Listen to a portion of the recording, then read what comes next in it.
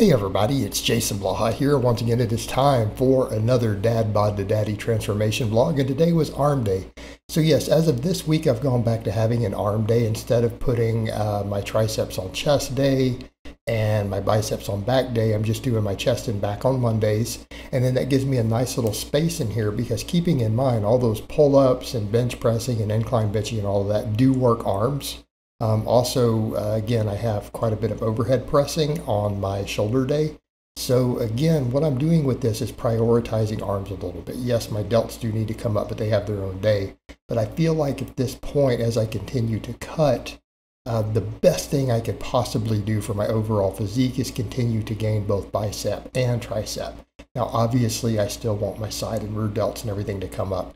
But as I continue to get leaner, if we could add just a little bit of arm size on, I feel like it would go a long way towards continuing to improve my physique as the waistline keeps tightening up.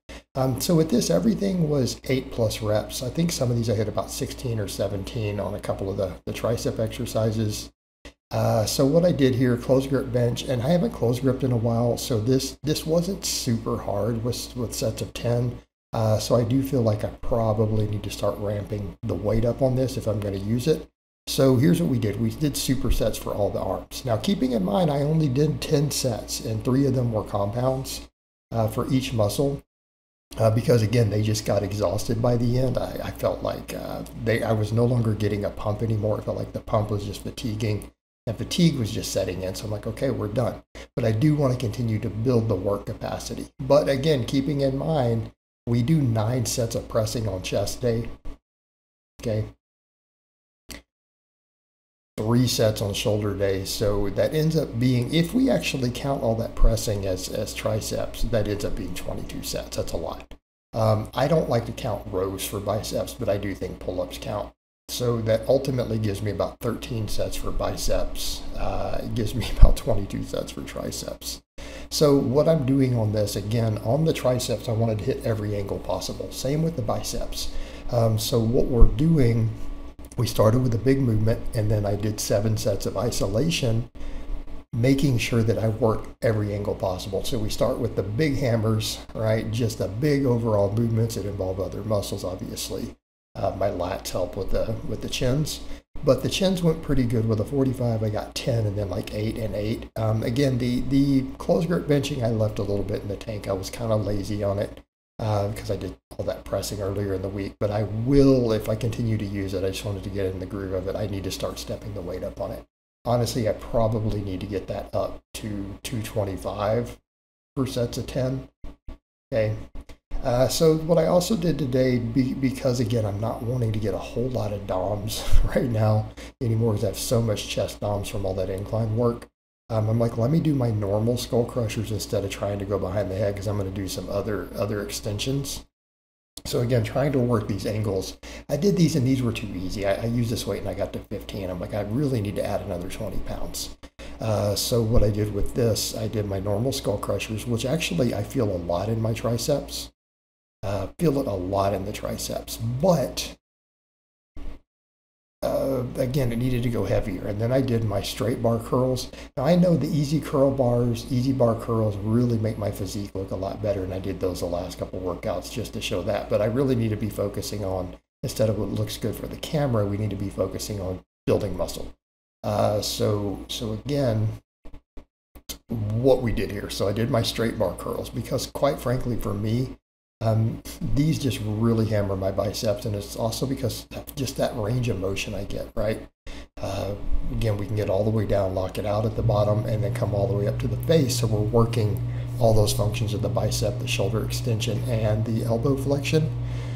So again, supersetting that with the skull crusher. So for here, kind of changed camera angles, put another 20 pounds on it. When it's a 16, that's an 18-pound bar.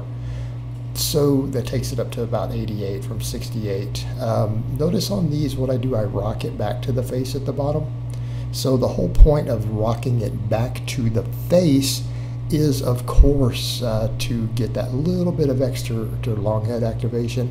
And again, it's just what I prefer to do on that, so that, again, it takes a little bit of that stress off the elbow. Does force you to go a little bit lighter, meaning if I don't do that, I can go a hair heavier. But it's also losing some of that stretch position movement. So I feel like that's a good compromise if I'm not going to lay down and do them behind the head, is to do them in that manner. So again, supersetting that with the barbell curls. And so the barbell curls, I just use 75, keeping in mind these are very strict curls, done full range of motion, not allowing my torso to move at all. Okay. And eventually, yeah, I mean, I might go a little cheatier with these one day just so I can use the big plates. But for now, I feel like they give me a tremendous bicep activation just going strict, even if I'm forced to use baby weight. Because you guys remember I used to do cheat curls with 185. But again, I feel like my biceps are bigger now. But at this point, again, it really is tricep. I mean, when I look at the arm, my triceps are really what's holding me back. So again, I really do need to try to work multiple tricep angles. And what's interesting, I noticed on some of these, I didn't feel them as much as I might have liked. I felt these really the most. And then after this, I kind of did decline extensions because I wanted to, again, work some different angles, right? I wanted to try to hit all the angles possible. But if I'm going to be perfectly honest, I didn't feel the same activation that I felt when I did those with an easy bar before. So I'm definitely going to question the value of this movement for me personally. It seems like for me, the flat angles, I really feel it a lot.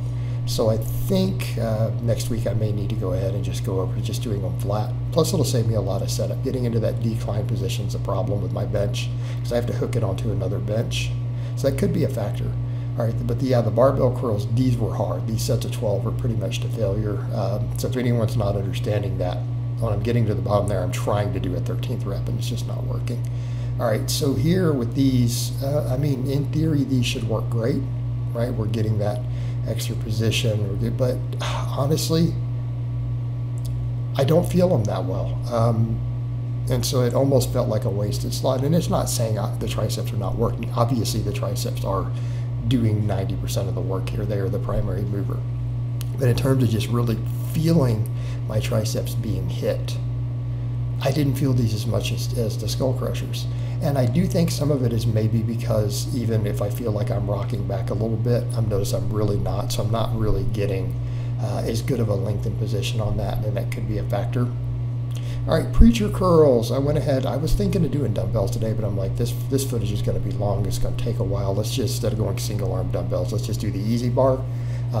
This lights my biceps up. In fact, I can never even replicate performance. Once I reach failure on this, I start losing reps on every set. I just simply cannot replicate it. So bang for your buck for me, I do feel like this narrow easy bar in terms of just hammering my biceps. This hits them harder than almost anything else I do, other than maybe that straight bar. So again, definitely want to just keep that in. The problem I do run into though is that sometimes those bigger plates, they tap the thing, and I need to remember to do that. And I keep forgetting, like I could just put smaller plates on there and not risk hitting those, and I forget to do it every single time. So because again, I'm curling a week apart each time. I think it definitely because I didn't do the preacher curls last week during the hurricane and the power outage.